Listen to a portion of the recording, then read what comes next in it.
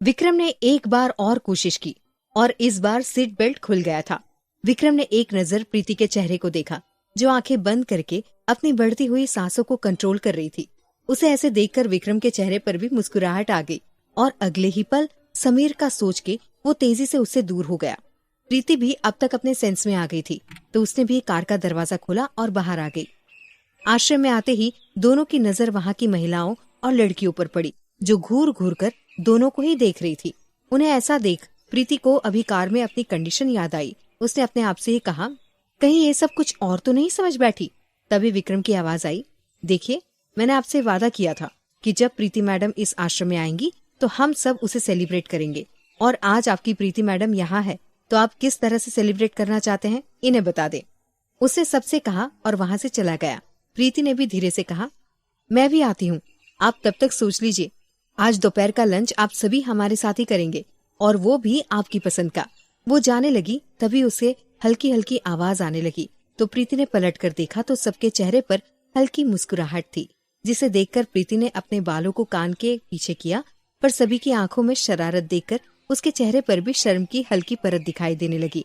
उसे अब वहां से जाने में ही भलाई लगी, लेकिन इससे पहले कि प्रीति वहां से जा पाती, तभी उसके कान में आवाज आई, सैया जी से चुपके हुए, क्या तेरी बात बता दे बलिए, बता ना।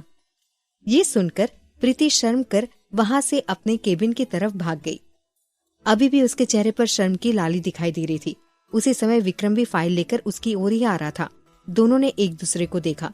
प्रीति अपने केबिन में अंदर आई, तभी विक्रम भी उसके पीछे आया और टेबल पर फाइल रखते हुए बोला, इस प्रोजेक्ट को अच्छे से देख लेना, इसमें कुछ कंडीशंस भी हैं। तुमने इस प्रोजेक्ट को पहले भी मैनेज किया है, तो तुम्हारे लिए आसान होगा। विक्रम मुड़कर जाने लगा, तभी उसने पलटकर प्रीति से कहा, वहां पर वो लेडीज तुमसे कुछ कह रही थी, पर इस बार तुम चुपचाप वापस क्यों आ गई? हर बार की तरह उन्हें कुछ सुनाया क्यों नहीं? प्रीति ने एक नजर विक्रम को देखा और कहा, इस बार मेरे पास सुनाने के लिए कुछ था नहीं। विक्रम आश्चर्य से उसे देख रहा था। उसने कहा, क्यों, क्या तुम्हारे पास शब्द खत्म हो गए थे? प्रीति ने नामे सिर हिलाया और अपनी लंबी पलकों को नीचे झुकाते हुए धीरे से बोली, हम कार में जिस कंडीशन में थे वो सभी उसे गलत समझ बैठे, अब मैं उसकी क्या सफाई देती। विक्रम भी थोड़ा अनकंफर्टेबल हो गया। उसे जल्दी से कहा, दोपहर के लंच का ऑर्डर भी देना है, तो तुम जल्दी ही डिसाइड करके बता दो, और हाँ, समीर भी आ रहा है। ये बोलकर विक्रम वहां से चला गया। समीर आ रहा है ये जानकर प्रीति को अब अच्छा नहीं लग रहा था। वो विक्रम के सामने समीर को लाना नहीं चाहती थी, क्योंकि समीर के प्रति जलन की भावना को विक्रम की आंखों में देख चुकी थी। प्रीति विक्रम पर अपना प्यार जताना चाहती थी, लेकिन जब कई बार मौका मिला था तो उस समय प्रीति अपना प्यार जता नहीं पाई, और जब जताना चाहती थी तब उसे मौका ही नहीं मिलता था। उसने बेल बजाकर चंदन को बुलाया। चंदन प्रीति के कमरे में आकर बोला, हाँ दीदी, आपने बुलाया? प्रीति ने कहा, चंदन, उमा दीदी को भेजो, और साथ में यदि वो किसी और को लाना चाहे तो उन्हें भी आने को कह देना। हमें लंच का मेन्यू डिसाइड करना है। चंदन हाँ बोलकर उमा दीदी को वहां ले आया। उसके साथ पूजा और दृष्टि भी आई थी। उमा दीदी उन्हें लाना तो नहीं चाहती थी, पर दोनों चिपकती हुई सी वहां चली आई। प्रीति उमा दीदी के साथ मेन्यू डिसाइड करने में लगी हुई थी, और दृष्टि और पूजा गौर से प्रीति की हर हरकत को देख रहे थे। उसकी नेचुरल ब्यूटी ने वहां की सभी लेडीज को सोचने पर मजबूर कर दिया था। आज प्रीति को करीब से देखने के लालच में दोनों ही उमा दीदी के साथ आ गई। वो जानना चाहती थी कि प्रीति कौन सा मेकअप प्रोडक्ट यूज करती है जिससे वो इतनी गोरी और सुंदर लगती है। प्रीति ने उन दोनों पर गौर नहीं किया और उमा दीदी के साथ लंच मेन्यू डिसाइड कर लिया था। अचानक प्रीति की आवाज से दोनों ही हड़बड़ा गई। प्रीति ने उनसे पूछा, दृष्टि और पूजा, क्या तुम लोगों ने भी कुछ सोचा है तो बता दो, देखो फिर मुझे दोष मत देना। दृष्टि और पूजा ने जल्दी से ही नामे सिर हिलाया और वो उमा दीदी के साथ प्रीति के केबिन से बाहर आ गई। प्रीति ने जल्दी ही प्रोजेक्ट की फाइल और उसकी कंडीशन को देखा। फिर वो मुस्कुराते हुए बोली, ये प्रोजेक्ट तो कैसे भी करके समय पर कंप्लीट हो ही जाएगा। मिस्टर खड़ूस, मैं आपको किसी भी तरीके से हैरान नहीं करूंगी। थोड़ी देर बाद प्रीति ने एक नजर लंच मेन्यू पर डाला और सिर पर हाथ रखकर कहा, ओ गॉड, ये तो विक्रम को देना था। अब देखना रब्जी, वो मिस्टर खड़ूस हमेशा की तरह मुझ पर जरूर भड़केंगे। उसे जल्दी से वो फाइल और पेज लिया, एक नजर पैर पर डाला जिसमें हल्का दर्द हो रहा था। फिर वो आगे बढ़ गई। वो धीमे कदमों से विक्रम के रूम की तरफ चली गई। उसे धीरे से दरवाजा नॉक किया, पर अंदर से कोई आवाज नहीं आई, तो दरवाजा खोलकर अंदर आ गई। उसे देखा विक्रम का ध्यान फाइल में ही लगा हुआ है। प्रीति ने धीमे से नॉक किया था, इसीलिए शायद उसने ध्यान नहीं दिया। प्रीति ने अंदर आकर आवाज दी, विक्रम? वो आपने कहा था, मैं फाइल और लंच मेन्यू ले आई हूँ। विक्रम ने सिर उठाकर प्रीति को देखा। कुछ पल के लिए नजरें उसके साथ ही उलझ गई थी। कुछ देर देखने के बाद प्रीति ने कहा, विक्रम मैं फाइल लाई थी। विक्रम ने भी अपना सर झटकते हुए फाइल ली और अपना सारा ध्यान उसी फाइल में लगा दिया। फाइल देखते हुए उसने पूछा, तो तुम ये प्रोजेक्ट कंप्लीट करवा लोगी ना? शायद तुम्हारे बगैर मैं ये प्रोजेक्ट समय पर कंप्लीट नहीं कर पाऊंगा। तुम तो जानती हो मेरी परेशानी। विक्रम की परेशानी याद करते ही प्रीति के चेहरे पर मुस्कुराहट तैर गई। उसे जल्दी से कहा, हाँ। विक्रम ने फिर फाइल पर देखते हुए कहा, मैंने खाने का ऑर्डर दे दिया था और इसमें जो भी उन्होंने और लिखा है उसको भी बता देता हूँ। प्रीति ने कहा, अच्छा हुआ आपने पहले ही ऑर्डर दे दिया, वरना समय पर तो खाना आने से रहा था। फिर वो भी मुस्कुरा दी और प्रोजेक्ट का काम देखने का बोलकर वहां से चली गई। प्रीति ने विक्रम के केबिन का दरवाजा खोला, तभी समीर भी अंदर आ रहा था। टकराव से बचने के लिए प्रीति अचानक पीछे हुई, पर संभल नहीं पाई। वो पीछे की तरफ गिरने लगी। तभी समीर ने उसका हाथ पकड़कर उसे अपनी तरफ खींच लिया। दोनों ने एक साथ ही एक दूसरे को सॉरी कहा, पर प्रीति की आंखों में आंसू देखकर समीर तुरंत ही समझ गया कि उसके पैरों में दर्द हो रहा है।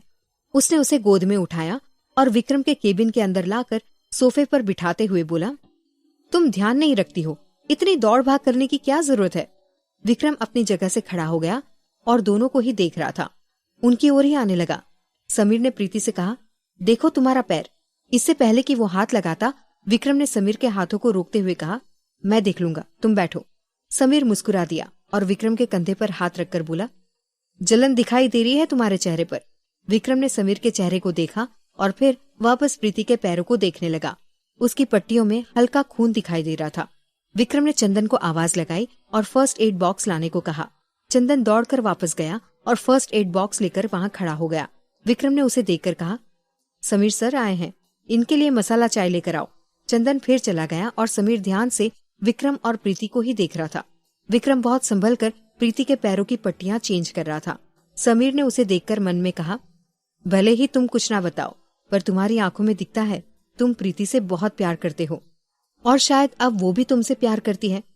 मैं यहाँ इसीलिए आया था क्योंकि मैं जाने से पहले एक बार अपने इस अनकहे प्यार को देखना चाहता था, पर भगवान ने मौका दे दिया उसे गले लगाने का।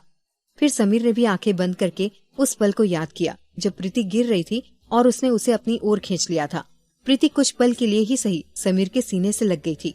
समीर के चेहरे पर हल्की मुस्कुराहट छा गई। तभी उसे विक्रम की आवाज आई। वो प्रीति से कह रहा था, अब अगली बार ध्यान से दरवाजा खोलना, तुम्हारा पैर अब ठीक ही होने वाला है। प्रीति ने भी हाँ में सिर हिलाया। विक्रम भी उसी के पास बैठ गया। तभी चंदन भी चाय ले आया तो तीनों ही चाय पीते पीते बातें करने लगे। समय कब निकल गया पता ही नहीं चला। लंच का समय हो रहा था।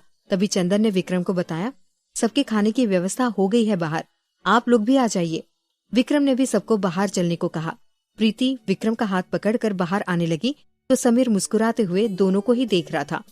बाहर आकर उन्होंने देखा कि 2 घंटे में ही वहाँ के स्टाफ ने एक स्टेज को डेकोरेट कर लिया था। दोनों की शादी की खुशी में वहाँ पर डांस का प्रोग्राम रखा गया था। इतनी जल्दी सबकी तैयारी देखकर तीनों ही बहुत खुश हुए। 2-3 डांस के प्रोग्राम थे। वैसे उसमें प्रीति और विक्रम को भी शामिल होना था, पर प्रीति की तबीयत को देखते हुए दोनों को ही डांस के लिए फोर्स नहीं किया। सबसे पहले उमा दीदी आई और उनके साथ आश्रम की 2-3 और बुजुर्ग महिलाएं आ गई। उन्होंने बन्नो सॉन्ग पर ठुमके लगाकर डांस करना चालू किया। समीर और प्रीति तो खुश होकर सीटी बजाने लगे। विक्रम उन दोनों को ही देख रहा था। उनके ठीक जाने के बाद दृष्टि और पूजा का ग्रुप आया। दृष्टि और पूजा के ग्रुप 2 गुट में बढ़ गए थे। एक ग्रुप में गाना चालू किया, वाह वाह राम जी जोड़ी क्या बनाई, भैया और भाभी को बधाई हो बधाई। दूसरा ग्रुप भी खुश होके गाने लगा, आपकी कृपा से ये शुभ घड़ी आई, जीजी और जीजा को बधाई हो बधाई। उनको इस तरह से डांस करते देख प्रीति तो मुस्कुराकर ही रह गई। कहा वो दोनों चिकने चिकने करने वाली लड़कियां आज विक्रम को भैया और जीजा ही बुला रही थी। दूसरी तरफ विक्रम था, जिसे ऐसा सुनकर मन में थोड़ी तसल्ली हो गई। शायद अब वो उससे परेशान नहीं करेंगे। डांस की महफिल खत्म होने को थी, सभी जाने को थे। तभी लड़कियों का ग्रुप समीर को अपनी ओर खींचता हुआ ले गया तो समीर ने भी अपनी पसंद का गाना लगवाकर जोरदार डांस शुरू कर दिया। हो नाचेगा दीवाना तो देखेगा जमाना, हमारी सूफियाना सी पार्टियां, फिकर भुला के तू कमर हिला के, ओ नचले मेरे संग साथिया। समीर को भी उन लोगों के साथ ठुमके लगाते देख विक्रम और प्रीति के चेहरे से मुस्कुराहट जा ही नहीं रही थी। वाकई वो काफी कमाल का डांसर था। प्रीति का तो बहुत मन था जाकर डांस कर ले, पर वो अपने पैर की तरफ देखकर चुप ही रही। लंच रेडी हुए समय हो गया था और समीर को भी जाना था, तो सभी लंच के लिए इकट्ठे हो गए। लंच के बाद प्रीति तो लड़कियों के साथ मस्ती करते हुए वहीं बैठ गई, तो समीर भी प्रीति को एक नजर देखकर विक्रम के साथ बाहर आ गया। यादों में समेटा है तुझे और एक याद की तरह ले जा रहा हूँ। तू जहाँ भी रहे बस खुश रहना मेरे यार। समीर अपनी जीप में बैठने ही जा रहा था कि विक्रम के गले लगकर बोला, शायद तुम बहुत ही लकी हो कि तुम्हें प्रीति मिल गई, तो ध्यान रखना मेरी दोस्त का।